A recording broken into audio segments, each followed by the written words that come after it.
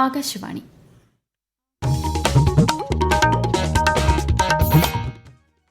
നമസ്കാരം. പ്രത്യേക വാർത്താ ബുള്ളറ്റിൻ വായിക്കുന്നത് കൃഷ്ണ പ്രകൃതി.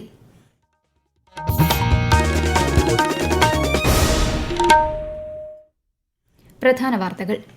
ശ്രീബുദ്ധൻ പകർന്നു നൽകിയ അറിവും മാർഗവും മനുഷ്യരാശിക്കാകെ സ്വന്തമെന്ന് പ്രധാനമന്ത്രി നരേന്ദ്രമോദി.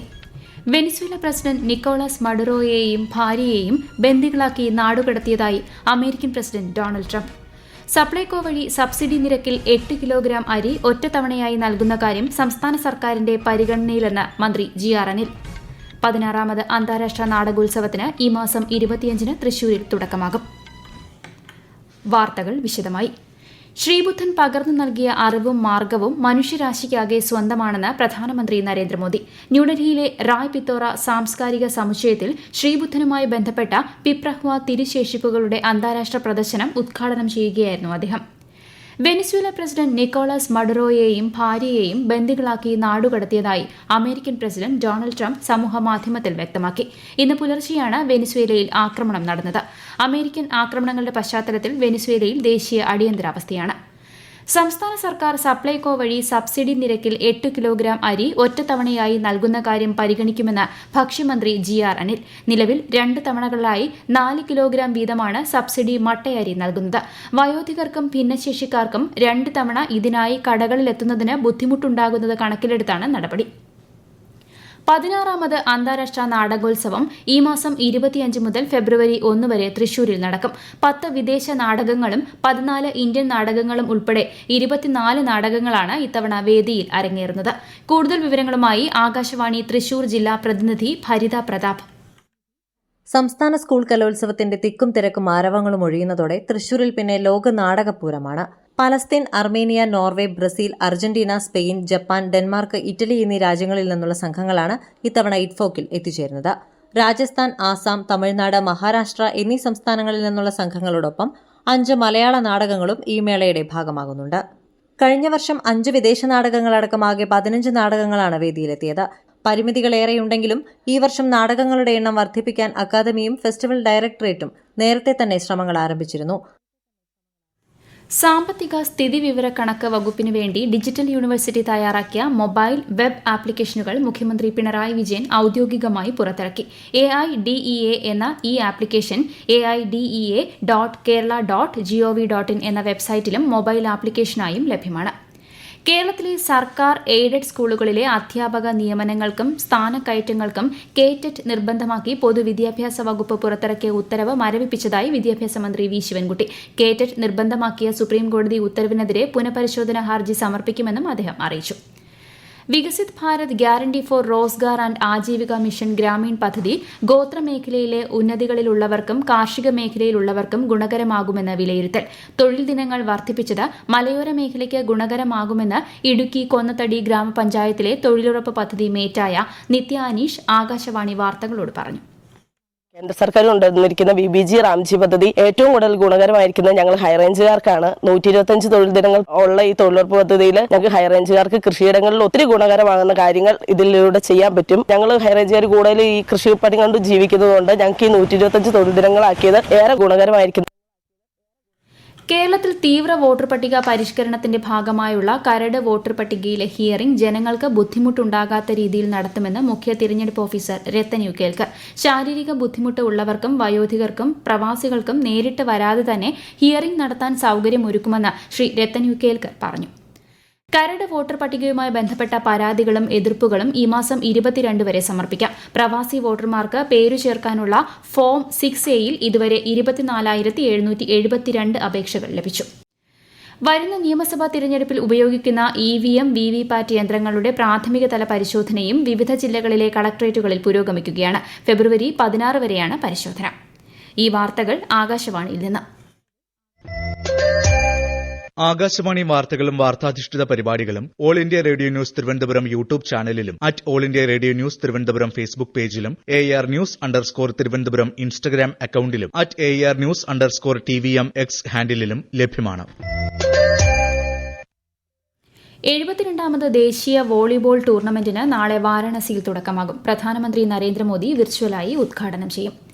കേന്ദ്ര ആഭ്യന്തരമന്ത്രി അമിത്ഷായുടെ ആൻഡമാൻ നിക്കോബാർ ദ്വീപ് സന്ദർശനം പുരോഗമിക്കുന്നു. ശ്രീവിജയപുരത്ത് നടന്ന ചടങ്ങിൽ 9 പദ്ധതികൾ കേന്ദ്രമന്ത്രി ഉദ്ഘാടനം ചെയ്തു.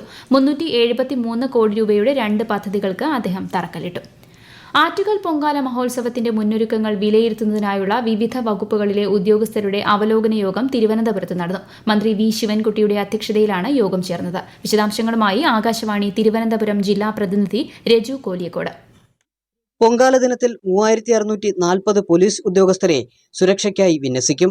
24 മണിക്കൂർ മെഡിക്കൽ ടീമിനെ സജ്ജീകരിക്കും. 10 പോയിന്റുകളിൽ ആംബുലൻസുകൾ സജ്ജമാക്കും. മുഴുവൻ സമയ മെഡിക്കൽ കൺട്രോൾ റൂം ക്ഷേത്ര പരിസരത്ത് പ്രവർത്തിക്കും. ക്ഷേത്രത്തിന് സമീപമുള്ള ആശുപത്രികളിൽ 10% ബെഡുകൾ റിസർവ് ചെയ്യും.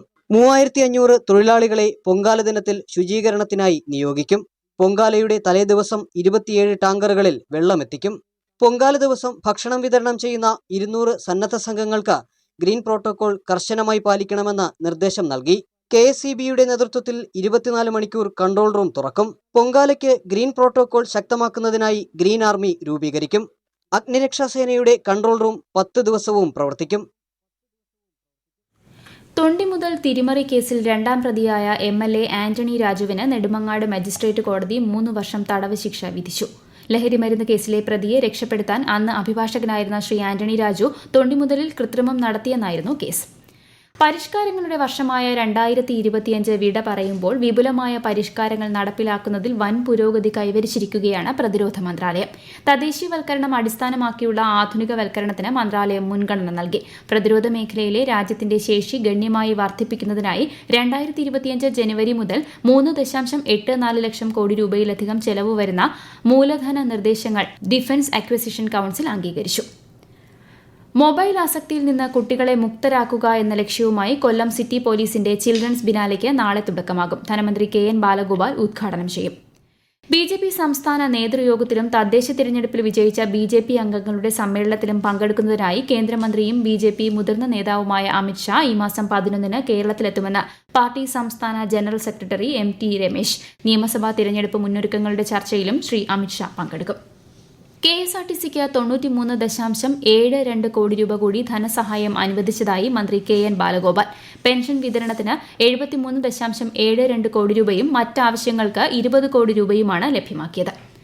മൊബൈൽ ഫോൺ വഴി അൺറിസർവ്ഡ് ടിക്കറ്റ് എടുക്കുന്നതിൽ രാജ്യത്ത് ഒന്നാമതായി Palakkad railway division.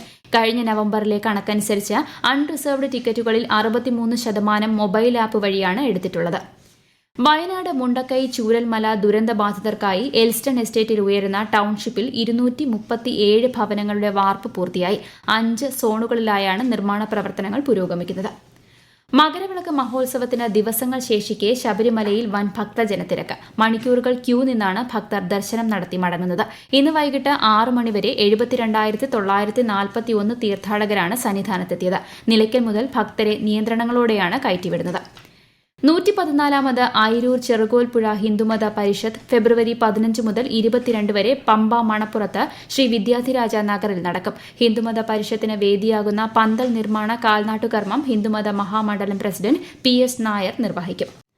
Somaliland president പ്രധാനമന്ത്രി നരേന്ദ്രമോദിയുമായി ഔദ്യോഗിക ചർച്ച നടത്തിയതായി സമൂഹ മാധ്യമങ്ങളിൽ പ്രചരിക്കുന്ന പോസ്റ്റുകൾ വ്യാജമെന്ന് വിദേശകാര്യ മന്ത്രാലയം.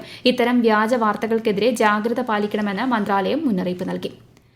നിക്ഷേപ പദ്ധതികളുമായി ബന്ധപ്പെട്ട് കേന്ദ്രമന്ത്രി നിർമ്മല സീതാരാമൻ, RBI മുൻ ഗവർണർ ശക്തികാന്ത ദാസ് എന്നിവരുടെ കൃത്രിമ വീഡിയോകൾ സമൂഹമാധ്യമങ്ങളിൽ പ്രചരിക്കുന്നതായി പ്രസ് ഇൻഫർമേഷൻ ബ്യൂറോയുടെ വസ്തുതാ പരിശോധനാ വിഭാഗം അറിയിച്ചു. നിർമ്മിത ബുദ്ധി ഉപയോഗിച്ച് നിർമ്മിച്ച വീഡിയോകളാണ് ഇവയെന്നും വഞ്ചിതരാകരുതെന്നും PIB അറിയിച്ചു. ഇന്ന് നടന്ന 68ാമത് ദേശീയ ഷൂട്ടിംഗ് ചാമ്പ്യൻഷിപ്പ് മത്സരങ്ങളിൽ പുരുഷന്മാരുടെ 10 മീറ്റർ എയർ പിസ്റ്റലിൽ ആർമി ഷൂട്ടർ അജയ് കുമാർ സ്വർണം നേടി. ഡൽഹിയിലെ സബ് യൂത്ത്, ജൂനിയർ വിഭാഗങ്ങളിലായി സ്വർണം നേടി കർണാടകയുടെ ജോനാഥൻ ഗാവിൻ ആന്റണിയും മികച്ച പ്രകടനം കാഴ്ചവച്ചു. ന്യൂസിലൻഡിനെതിരായ പുരുഷ ഏകദിന ക്രിക്കറ്റ് പരമ്പരകൾക്കുള്ള ഇന്ത്യൻ ടീമിനെ പ്രഖ്യാപിച്ചു. ശുഭ്മാൻ ഗില്ലാണ് ക്യാപ്റ്റൻ. ശ്രേയസ് അയ്യർ വൈസ് ക്യാപ്റ്റനായി ടീമിൽ തിരിച്ചെത്തി. പ്രധാന വാർത്തകൾ വീണ്ടും.